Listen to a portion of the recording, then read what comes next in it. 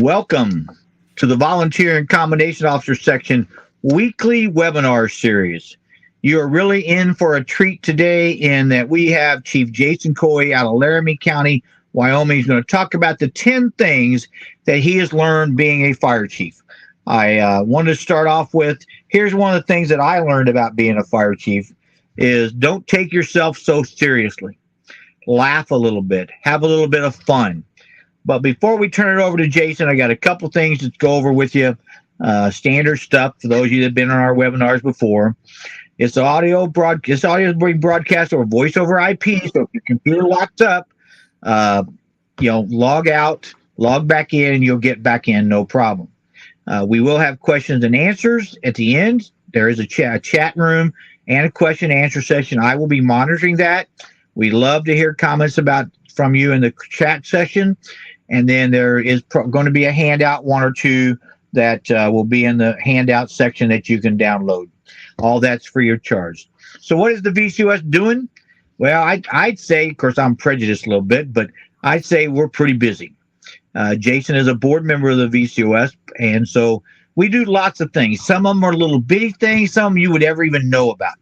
Some of them we've been working on for a while, but here's some of the things right there that we're doing. And then the webinar series has been a big hit this year, writing reports. These reports are free of charge, whether you're a member or whether you're not.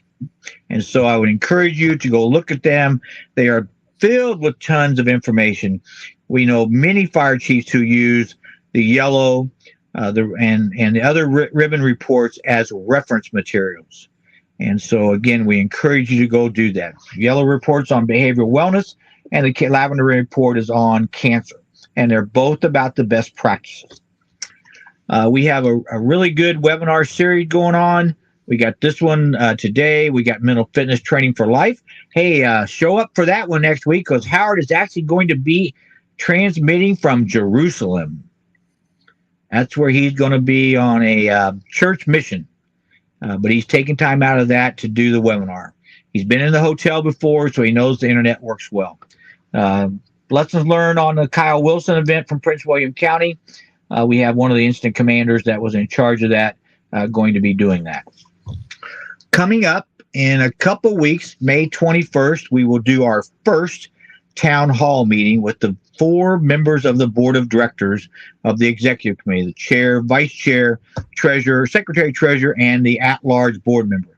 So again, we encourage you to sign up for that and ask the question, what is the VCOS doing for you, the member?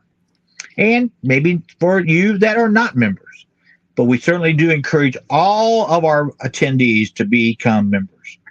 So here's a couple other programs that we got out there that you can use, have access to programs that are coming up, whether you're a member or whether you're not. It is something that we encourage you to do. Symposium in the Sun is a big deal in November. The hotel and registration should be opening up in the next 2 weeks. And so we hope you get registered for that and come see us in Symposium in the Sun. So Chief Jason Caughey is the fire chief of Laramie County Fire Authority in Cheyenne, Wyoming. He teaches at the Laramie County Community College. He's involved with the National Fire Academy. He's involved with the Fire Service One Voice from U.S. Fire Administrator Dr. Lori Moore Merrill. If you not aware of that, I encourage you to go look at the U.S. Fire Administration's last couple reports on where the fire service is and where they need to go. But he is a very active member in a variety of things. I first met him on a program called Kill the Fleischover. And so, Jason, it's all yours. Break a leg. Thanks, Chief. And I think for all of us, we owe you a gratitude, a thank you for all that you've done and continue to do for the United States Fire Service and North American Fire Service, and in honesty, probably the worldly fire service. So you've laid, along with others, laid a groundwork for all of us to better improve ourselves as fire chief. So thank you. Interject in this as we go through, because I think between the two of us, we've probably experienced quite a bit about leadership and developing and growing fire departments, and in my case, volunteer and combination fire departments. So honored to be here today and looking forward to sharing. And if you have questions, please put them in the chat or At the end, we'll open it up to be able to answer some of those questions with Chief Buckman and myself. So thank you. Just a little bit about who I am and where I am. I've been in as a fire chief for 21 years between volunteer and combination. It's actually more than that now. I just started my 14th year as a combination fire chief here in Cheyenne. And our area is a pretty neat area. It's about 90 miles north of Denver. We have 7 stations currently, soon to be 8 stations, and we staff 2 of those stations full-time with a mix of college resident students, volunteer members, and a very small number of staff, career folks, to augment the gaps in our system. And we have about 120 volunteer members throughout our system. So a nice sized, smaller combination department when you compare us to Fairfax County or any of the very large conglomerate departments. Through that time, I've had the opportunity to grow an organization, being the first full-time person to what we are today, and then what we look like into the future. So it's been a really fun experience and really fortunate to have great people to work with. So that's really the heart of being a fire chief, is the people that you serve and the people that you work with. And when Chief Buckman asked to do this, what have I learned? What are the 10 things I learned? I noticed when I made my notes that it's about people, and we'll get into that a little bit. So one thing that I like to say, a caveat that I like to say to people is, we're just trying to figure it out just like everybody else, and we're not afraid to create new ideas and new systems. And if they don't work, we change. We do a 180 and we do something different. But by having that creativity in our system and in our membership, it allows us to grow in areas that maybe we didn't know about, or it allows us to be more efficient or effective in areas that we didn't know about. So don't be afraid of doing something a little different than maybe your neighbors did, because just that in itself means that you're thinking about your organization and you're thinking about how you can be better. So let's get into this. Let's start with number 10. And one of the first challenges I learned as a new fire chief 21 years ago was to say, God darn it, it doesn't matter how good a pump operator I am, or how good a driver I am, or how good I stretch that hose, or my nozzle technique, because I shouldn't be the person doing that anymore. And so I had to recognize that although my passion was the fire service, my new passion had to be about providing the fire service for our members, and recognize that I'm the fire chief now, not the chief firefighter. A lot of organizations that I get to see and visit with, one of the challenges they have is maybe the fire chief didn't let go of being the chief firefighter. So if someone's got to run the pump in that small volunteer department, it's got to be the fire chief. Or if someone wants to change something, it's got to be the fire chief. Or if someone wants to do something, it's got to be the fire chief. Until you recognize that your new responsibility is providing for your people, providing for your community, the fiscal responsibility, developing vision, looking towards the future, you're not going to grow. You can't do that stuff and still be focused on what nozzle you're using or what color turnout your gear are, or whatever that might be. Those have become distractions to you from what you really need to be looking at, which is, how do we serve our community and our members going towards the future?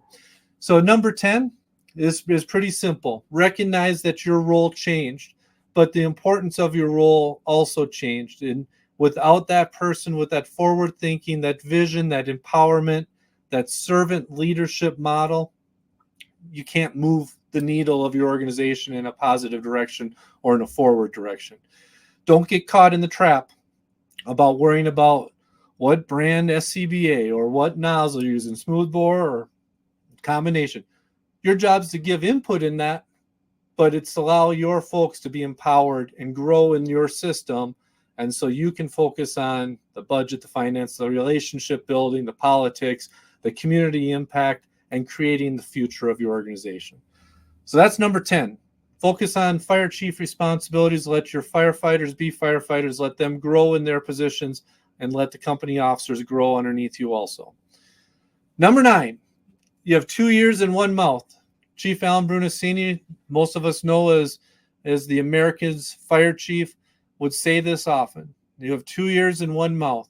Learn to listen. Ask the questions, then be silent and let the information come to you.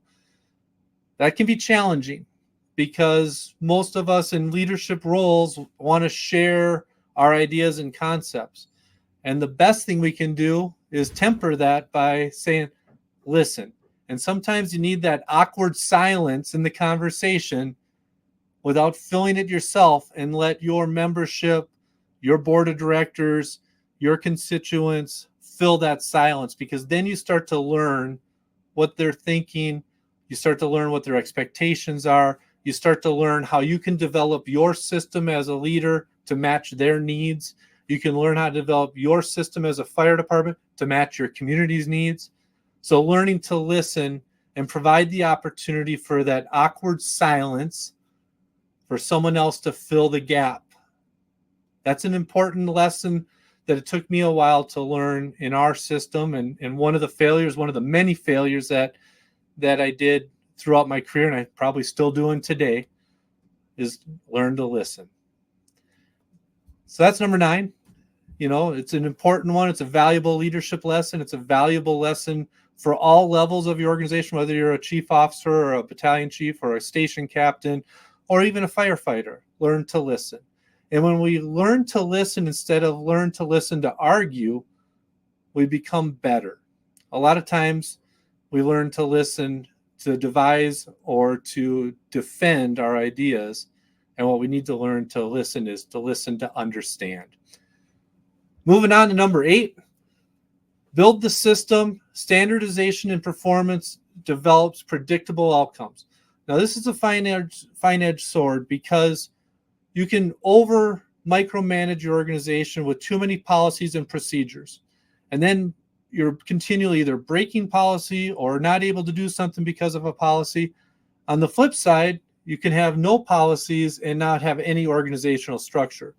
So what we developed, and what the lesson I learned, was if I developed a system for training, for membership onboarding, for membership advancement, for our personal growth of our folks, by developing those systems, which included academy development, quarterly training requirement development, personal growth goals and management, by standardizing that process with boundaries that are relatively fluid, we were able to grow the people in our system and engage them so that they felt empowered in our system. And when they felt empowered, then all of a sudden I didn't have to micromanage policy or procedure, because they were living the system instead of living a policy. Recently, I had a conversation with a former military person in a different country, not our country, and not in the USA, I should say. And they talked about the militaristic piece, where all of the soldiers in that military system basically did the minimum requirements to keep themselves out of trouble. And I compared that military system of getting yelled at and disciplined and held, this very tight control of you, versus our open, empowered ownership model, and the performance difference between the members. The members in our system, because they're empowered, because they have ownership, because they find value in the system, go beyond the call of duty. They do that extra little bit that you wouldn't expect. And all of a sudden, you see growth in that organization because there's a system in place that appreciates and values the member. By standardizing performance and training, it allows us to make sure that we have a level playing field. So we don't have that one person that's overly confident versus the other person that's underconfident. We built the system so that there's success in it. If they meet the successful standard established, everybody sees each other as a peer instead of somebody seeing somebody as a subordinate. So it provides an opportunity for them to have trust and respect in the ranks, which then allows us as a leader to be a better leader of them. So developing that standardized performance is important. And when we develop that standardized performance, all of a sudden now we can predict the outcomes, because we know what the expectation is going to be. We know the performance level of our members. We know their skill set on the fire ground. We also know their skill set inside of our stations, because we developed that system and that system's reinforced. And then from that standardization, now all of a sudden we can identify the outcomes of it. Those are all just little pieces of developing your flow or your mojo inside of your organization. That can also be a part of your culture too. And culture is extremely important as we move through the ranks and we move an organization into the future. Number 7, this is a hard one for us sometimes. I've been in the fire service over 40 years. I started as a 14-year-old explorer and in emergency medical service, and I've done a lot for a number of years. And I'll tell you, the fire service looks a whole heck of a lot different today than it did 40 years ago. And it's going to look a lot different 40 years from now. Technology advancements, equipment advances, science and research advancements, community advancements, cultural advancements. So change is good. Seek discomfort and continue to learn. It is so refreshing to be challenged and learn something new as a leader and continue to seek those new opportunities that your membership will grow from it. And as a leader, I never want to catch myself saying, well, that's not how we do it, or we can't do it that way. Usually the answer is, let's try it. Or maybe we've tried that once before, but let's put a new twist on it and see if it works better for us this time. Or here's the lessons we learned last time. Let's advance past that and do it a little bit better than we tried the previous time. So change is good. Technology is good. Research is good. Science is good. But that means as a leader, you have to learn. You have to strive to continue to grow. Otherwise, your organization and your community are going to pass you by. And pretty soon, you're not going to have the skill set to continue to lead your organization. If you do get passed by and you try to hold the reins and continue to control that organization, pretty soon you won't have members or staff to help you deliver the service. So if your organization's struggling with recruitment and retention, if your organization's struggling with culture, most likely you haven't evolved or haven't looked at areas to evolve and change to better serve your members and to attract today's society into your organization, or to provide a better service to your company, to your community. So those are important for us to take a look at. And I think we lost the PowerPoint there real quick, but I got it here. So we'll go up to number 8. And number 8 is build the system. We talked about that one there. We're back again. Okay, so change is good. Number 6 is smile. Chief Buckman started this webinar with a red nose on. And ironically, he didn't know I had this in my slides, but you can't take yourself too seriously. Our positions are filled with opportunities to be rewarded by the public, by our comments, stopping to get a coffee and someone thanks you. Remember to smile and remember that we're servants to our community. We're servants to our members. Be nice and smile. The other piece of that is sometimes a smile can be very powerful. When somebody's disappointed or upset with you or is struggling, sometimes all they need is to see that there's a happy, confident, caring, compassionate face that they can talk to, and that smile goes a long way. And also when they're upset and they're looking to take it out on you, smiling back provides a strength that it's going to be okay. I can listen to you and I understand you're frustrated or upset or mad at me or mad at the situation. That smile calms them down. So learning to smile, and as Chief Brunacini would say, just be nice matters. You know, Chief Brunacini used to talk about there's 10 rules to get you into heaven, but yet we have hundreds and hundreds of SOGs or SOPs in our organizational systems. And most of them come back to, if you're just nice to each other, we don't need half of those policies. And if you're just nice to the citizen and perform the duties in a nice, compassionate way, good things will happen.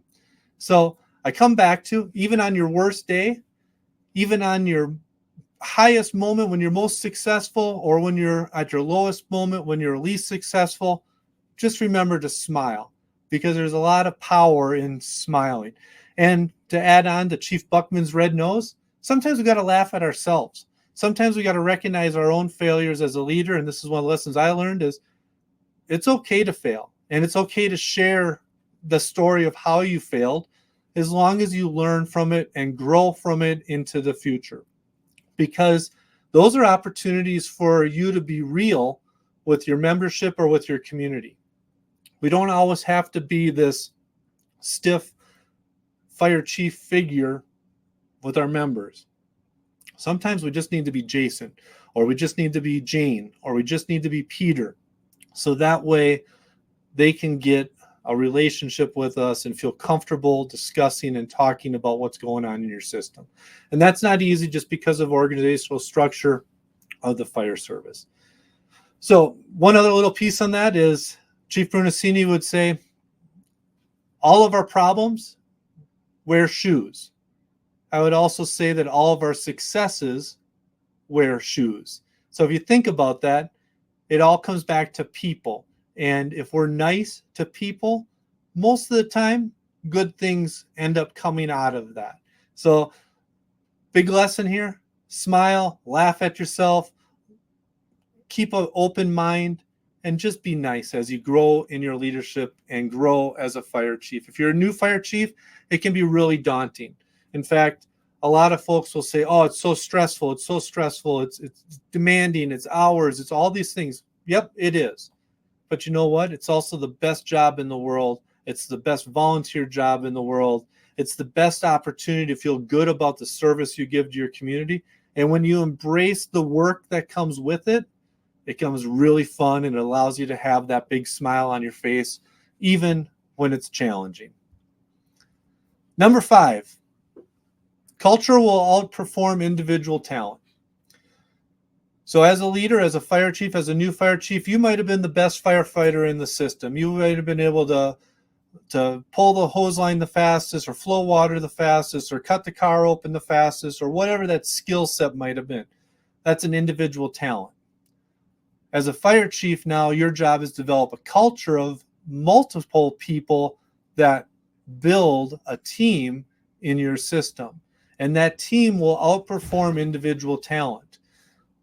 Over the years, over the last 21 years, I've had individuals that were outstanding, amazing firefighters, but they were jerks to everybody else. They didn't work well with the team. They were arrogant. They were overly confident.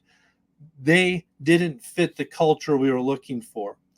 Those folks either dominated the culture and forced everybody else out of the system, out of our organization, or as a leader, I had to take action to move them into a new direction, which generally meant we baked them a cake and we thanked them for their years of service and we gave them a card and maybe a plaque, and they moved on out of our system, which provided the opportunity for our culture to rebound and get refreshed and then grow.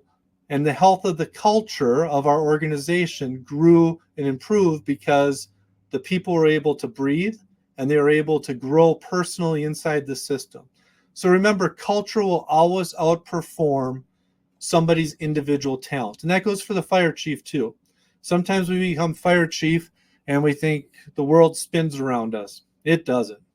We are here to facilitate the world of our members and our community spinning at the rate they need to, and it's not about us. And if you think it's about you, most likely your culture is also hurting. And you probably have a revolving door of members. You probably have people that you've hired that have left. You probably have volunteers that start and make it, 24 months or 36 months and then say, forget this, I'm not happy, etc. So look back to culture over your individual talent or individual success. And that goes for your membership too. Self-assess your membership, because those people that are only focused on themselves won't fit a good, healthy team culture. We talk about the fire service as a family.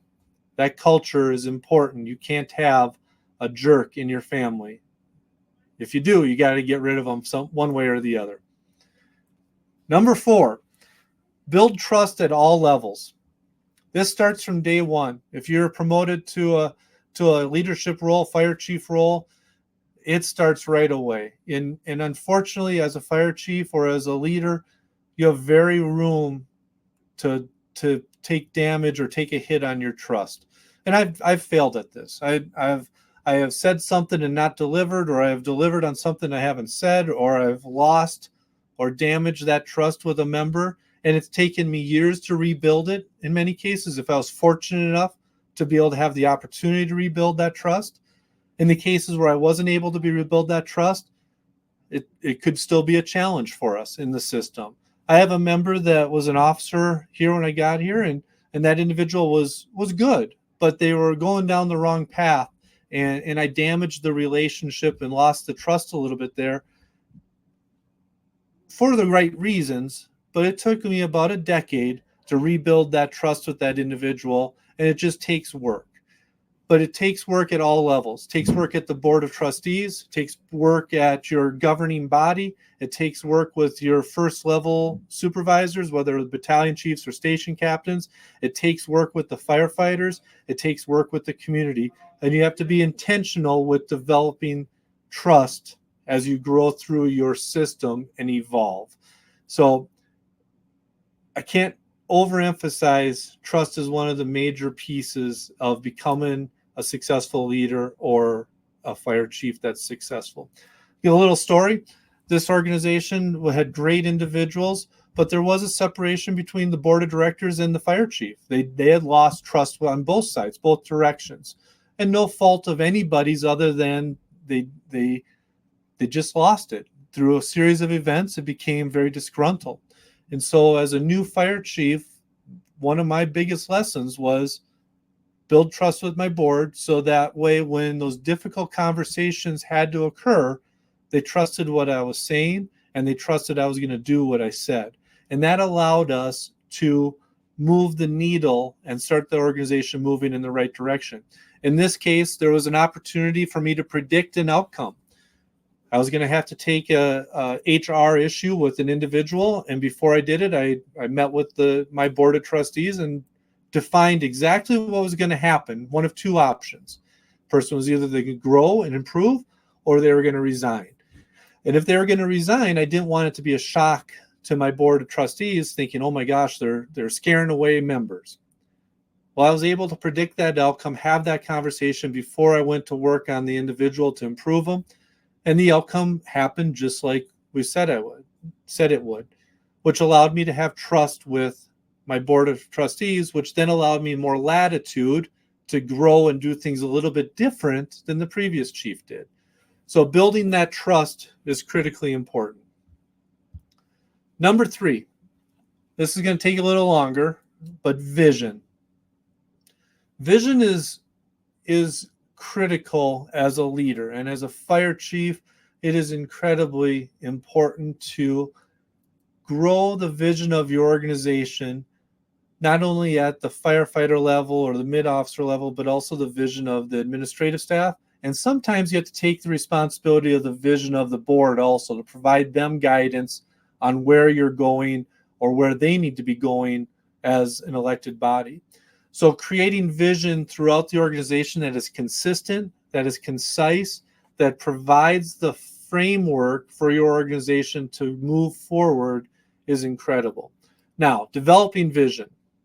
It is important to recognize that you have to be able to see what can be done today versus what could be done in the future. And then you have to be able to communicate it. And one of the challenges in the fire service is we have a wealth of traditions, which are all wonderful.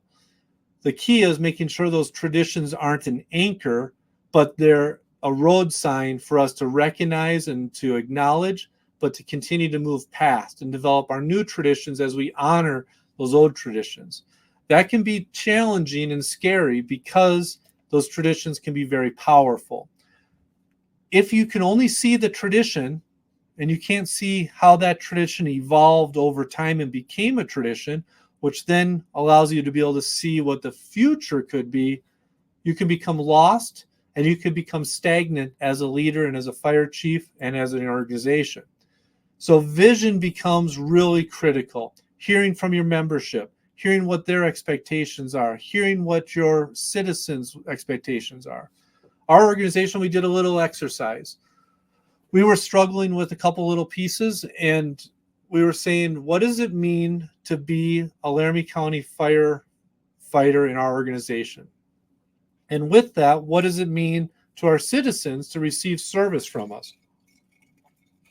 So we did a little exercise, and we had our membership and our officers list on a whiteboard all the things that it meant to be a part of this organization. Honor and valor and all these words came up defining who we were and what we were.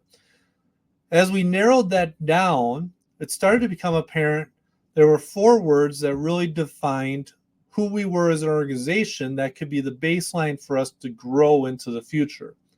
And the membership came up with service being one of the major priorities for our vision for the future.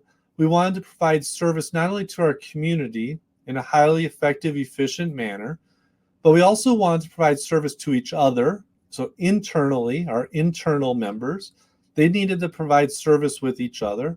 And then externally, not only with the community, they wanted to provide service to the other agencies that we respond with, whether it's law enforcement, private ambulance service, or our neighboring fire departments. Those became highly valued for our organization to grow with our vision. The next one was they wanted ownership. They wanted ownership of their own personal growth. They wanted ownership of the department's growth.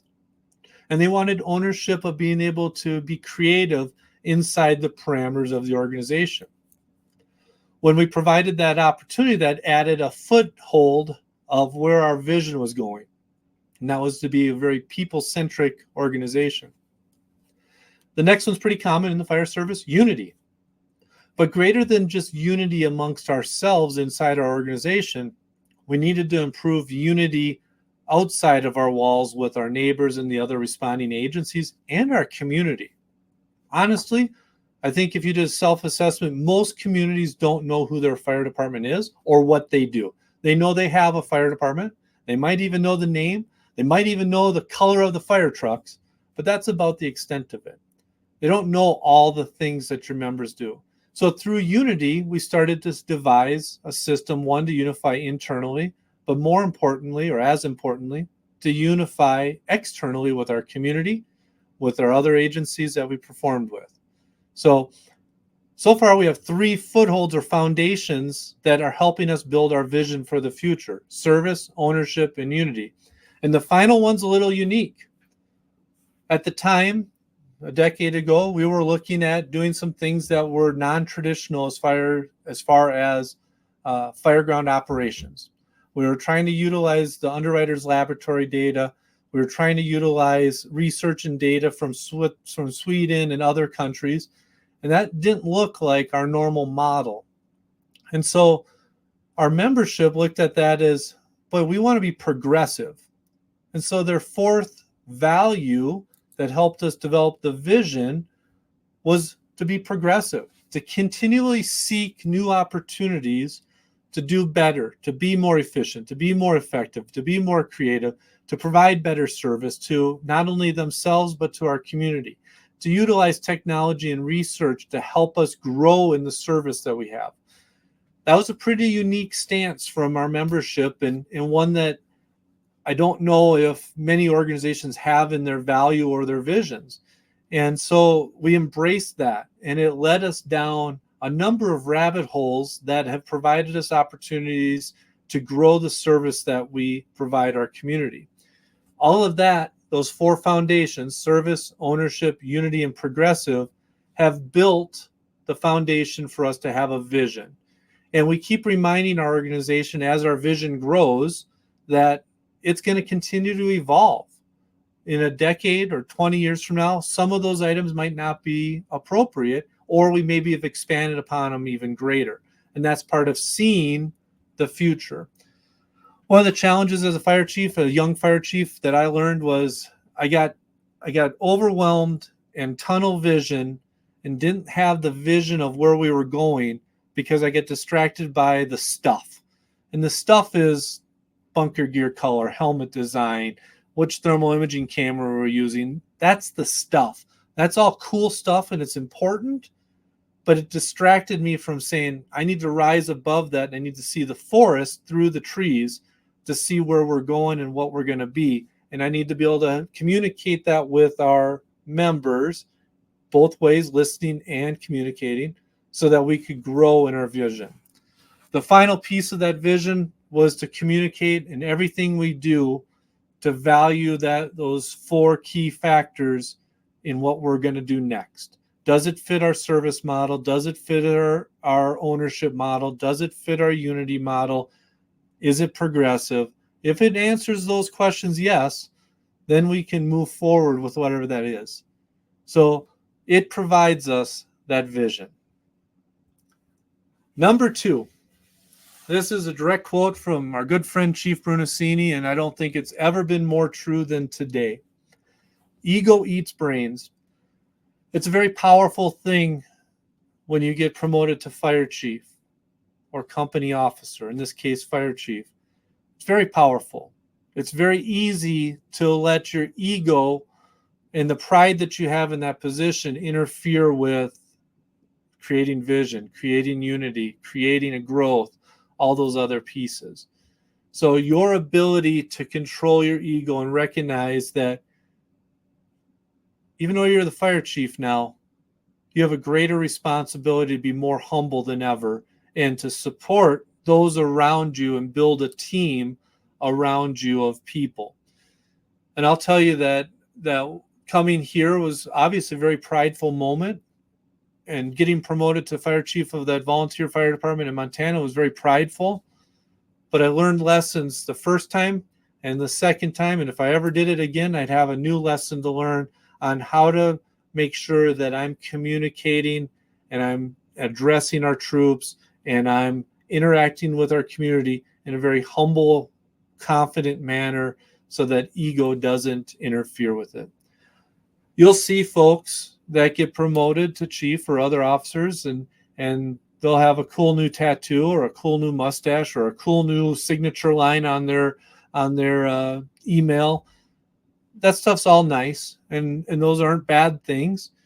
But if those are the things you're focused on, what your signature line looks like on your email, or what your business card says, or what your title on your uniform is, if you're focused on that stuff, you're probably missing the most important piece, which is to focus on those around you.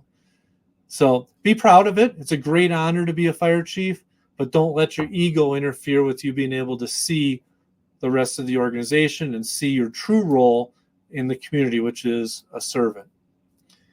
And Chief, we're getting there. We're 20 minutes left or so, and I'm on to the number 1 lesson that I learned as a new fire chief or as a fire chief over the last number of years, is that for many years I thought, heck, I'm a fire guy, and I was worried about fire trucks. I was worried about all this other stuff, and I was worried about the fire business, and I was looking at our marketing, I was looking at our finances, I was doing all that stuff.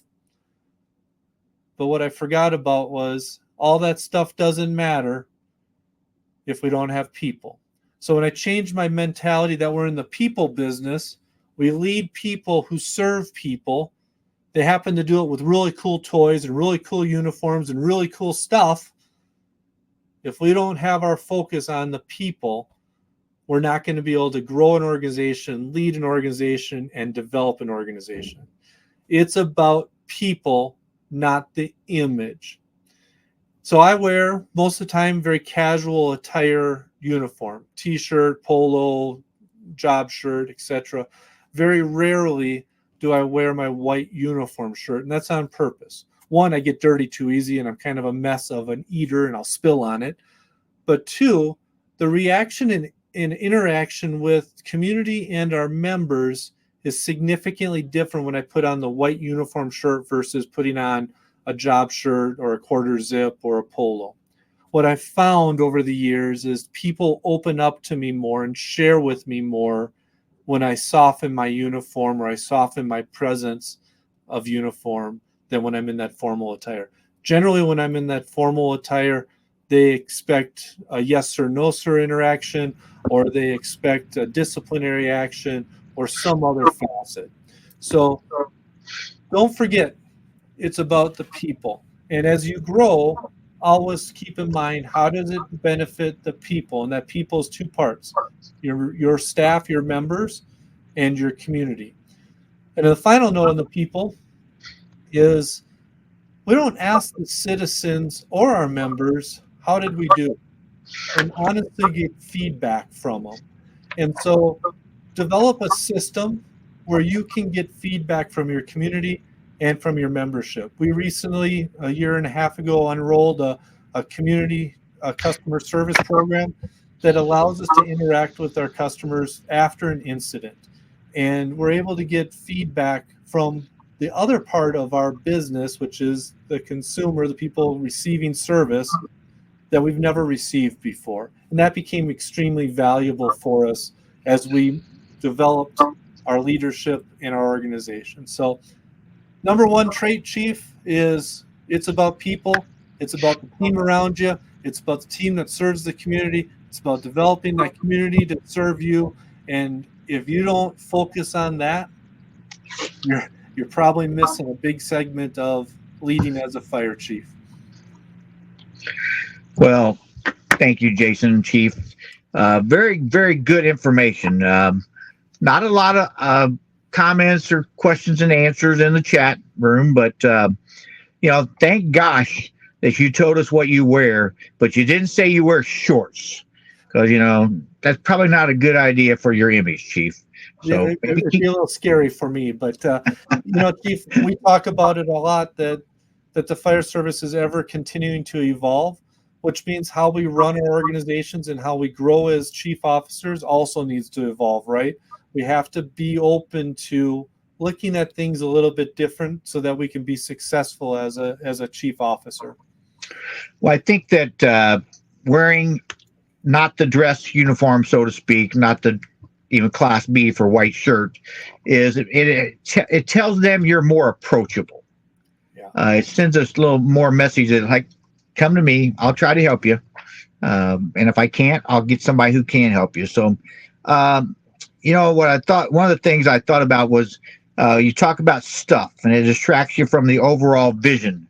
And I posted I took a picture of tattoos and always ask people about, well, why do you have a tattoo and what's it about? And there's always some reason that they have a tattoo. Most people just didn't go into a tattoo parlor and go, make me one. There's a reason. Mom, dad, some part of their life, kids, so on and so forth. But here's what I put it on Facebook, and this comment was made that said, I've never heard a citizen complain about somebody wearing a tattoo, but I have heard them complain about being rude to me. Going back to Chief Brunacini's comment about being nice. So I don't know if you want to add anything on that. Chief, I started as a fire chief, and of course I wrote that tattoo policy, right? Is you weren't going to have visible tattoos. They couldn't be offensive. And who determines offensive?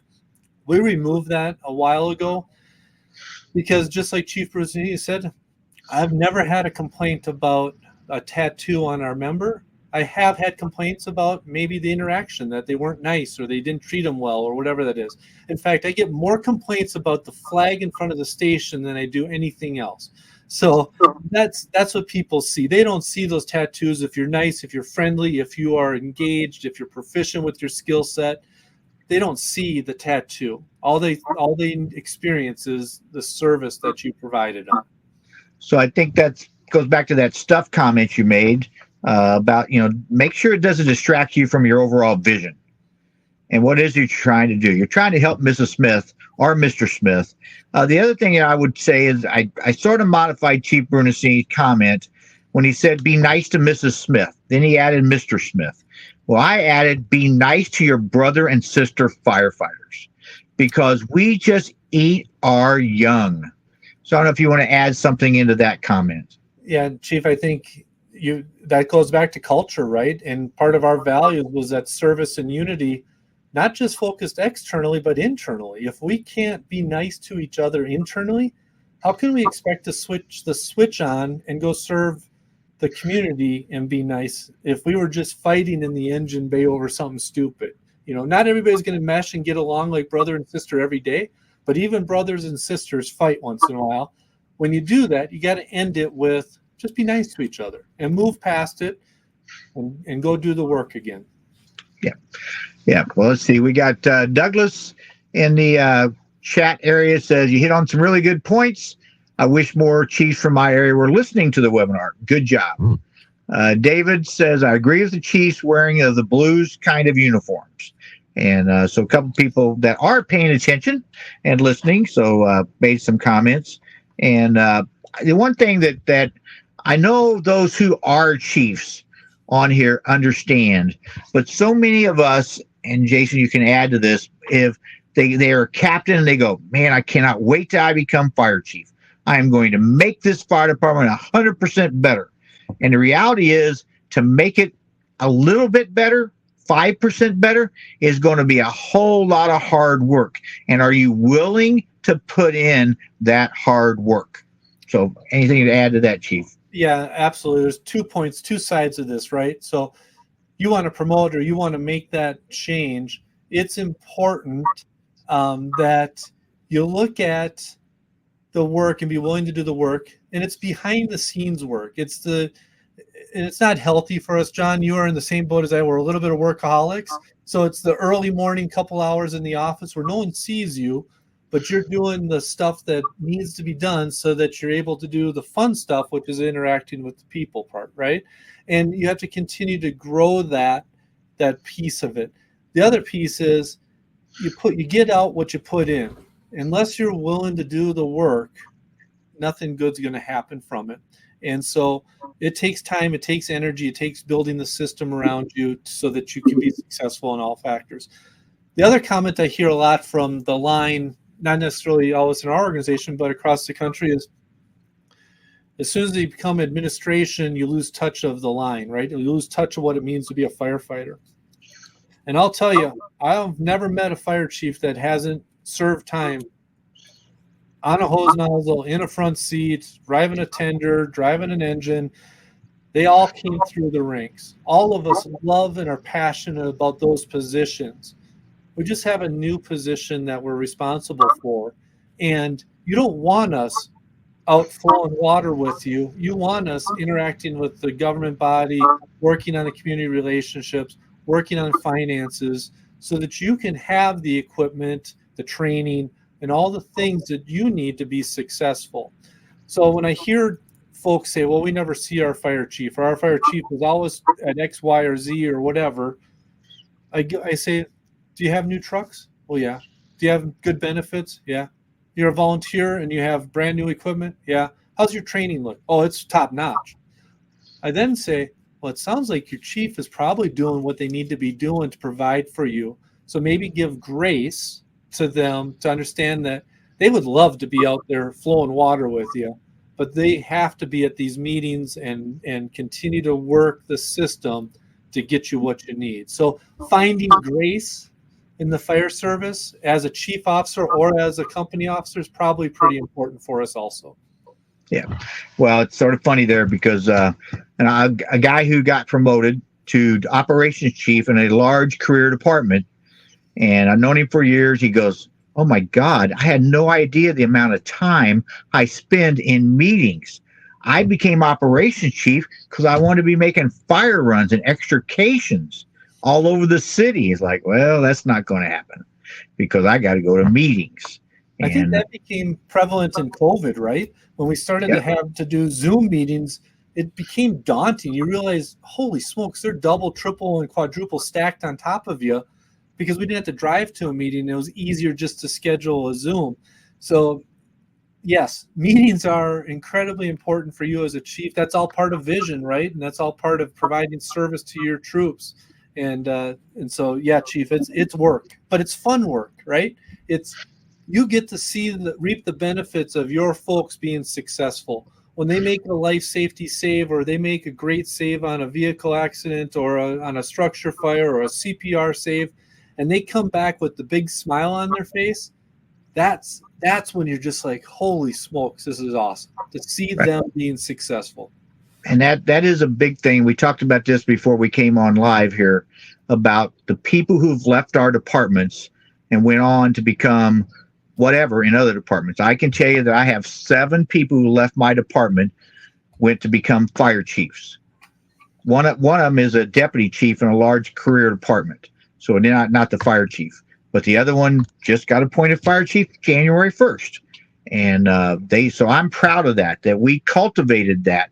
Our culture helped them understand the job. And I know you had a whole bunch of people as well. Yeah, that's the reward, right? Is to hear about. I'll give you a little story, Chief. We got a couple minutes left here. We had a little incident, a little medical call, and at the end of that medical call, our folks stayed and helped Mrs. Smith and said, "How can we help you?" And of course, they refused help. They didn't want to. They didn't want to feel obligated. There's this sense of pride. We don't need help. Well, they kind of pushed a little hard and said, "Hey, let us clean up afterwards. We got this for you. Let's get you to the hospital to visit your loved one. We will take care of all this." They cleaned up the house. They locked the house up. They got them to the door. Well, that individual's son is in the profession in another state. I get a phone call from him to say, "Your folks stayed after and just cleaned up the floor as my mom went to the hospital with my stepdad. We don't do that. How did you get them to do that?" Well, that's one of the proud fatherly moments, right? That you're like, yes, it means something when the members are doing it and living it and driving that service model. And so I think it's about the people again. Don't get distracted by the other stuff. And if you're a chief officer, you get distracted by budget, you get distracted by finance, you get distracted by this legal issue or whatever that might be. Make time for the people, because when you do, it pays dividends and it provides you the energy to deal with that other stuff that maybe not so much fun. Yeah. Great job. So let's see here. Very good. Greetings from Portugal. Our brother Nuno is on as well today. He's here for most of them. Your friend, I say he's a friend. He knows you. Jamie Moore out of LA City said, as always, a great job. The 10 items you listed were spot on. TJ said, that's my biggest concern, finding time to be in the stations and making sure our crews don't feel that way. Thanks for validating our admin work. And then the final comment was, some very had to work on changes and share the issues items you're working on. Find that many people take hope, turn it into expectations, and if it doesn't happen, ends in disappointment, which only takes a few of those to ruin trust and credibility. Do you agree with that? That was a long statement. I'm sorry. Yeah, no, and I think we get the gist of what he's saying is that you can't hope for change. You can't hope for improvement. You have to drive it, right? Building that system, leading it, accepting the bumps and bruises as you go through that change and growth. But you have to stay patient and intentional with what you're doing to make change in your organization and to grow it. All right, good. Well, another question for you comes from Matt. If you've got time, a more formal uniform can convey that you regard the workforce with importance. How do you reconcile both sides? Yeah, absolutely, Matt. And there's a tradition piece of that, right? But I look at what a doctor wears today versus what a doctor wore 40 years ago. 40 years ago, you would go to a clinic or a hospital and a doctor would be in a three-piece suit and a tie, etc. And today they're in scrubs or a white jacket. So as much as the uniform is incredibly important for us, and it is very respectful to wear that uniform, maybe the only times that we wear it are when we need it to be that respectful piece. So there is a balance there, and you have to find that balance in your local community and your local region, because the fire service is not one. Although we're advocating for one voice in the fire service, we know that regionally the fire service is different throughout North America. And so you have to play that card locally for your impact and values. All right. Awesome. Great job, Chief. For our attendees, this has been recorded. You will get a notice after it's been posted. Please let us know about your experience today. When you sign off, you're going to have a survey to fill out. That's how you'll get your certificate for attending the webinars today. The VCOS has webinars scheduled every Tuesday. Sometimes we have to cancel them for a variety of reasons, but they're scheduled every Tuesday at 4 p.m. Eastern Standard Time. So go to vcos.org if you haven't seen our schedule. but take a look at it. We're trying to keep things posted ahead, not 6 months ahead, but like 45 days ahead, so you can decide if you want to do that or not. So with that, I want to just say thank you to Chief Caughey again for an outstanding presentation. We appreciate all he does for his department and for the VCOS. And so thank you very much. And with that, I would say goodbye to our attendees. God bless, be careful, and take care of yourself. Good day.